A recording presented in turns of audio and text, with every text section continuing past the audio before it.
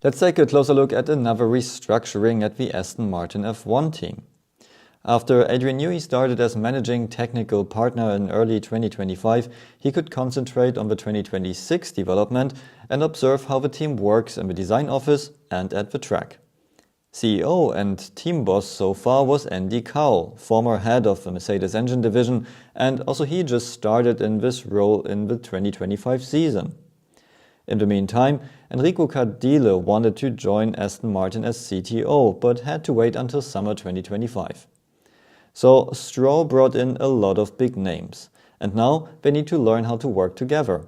Of course, these are all highly decorated F1 engineers who had huge success in the past, but they all have their own way to do things, and now things are clashing behind the scenes.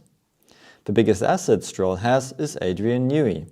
He's calling the shots now, and Stroll agrees to it. Newey identified weak spots in the team, people who wouldn't work the way he wants them to, and now they push people in other positions or completely out, and bring in new staff. Unsurprisingly, mostly people who Newey has worked with at Red Bull in the past years. Newey is always seen as the quiet engineer in the background who wants his peace and harmony. But Newey has not just worked in his quiet office before. He was also trackside race engineer, and he likes to be more than just the engineer. He wants to shape the team, be part of it, and likes to, at least, participate in the big decisions. At Williams and McLaren, they didn't let him participate too much and left him in his tech corner. At Red Bull, he was building the team from the leftover Jaguar team, together with Christian Horner. So it was another bad experience for him to be pushed in the tech corner again, and to be seen as a simple employee. Stroll understood that and gave him more. He made him head of the technical department and made him managing partner with shares of the team.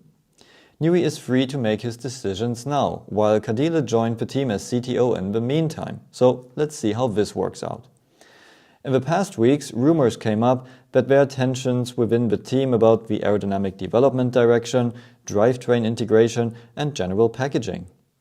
Now, CEO Andy Cowell has been demoted into a coordinator role for the drivetrain integration, and Newey, who will be at the track at every race anyway, has been made team boss, which means that he has a few more interviews to give while being at the track.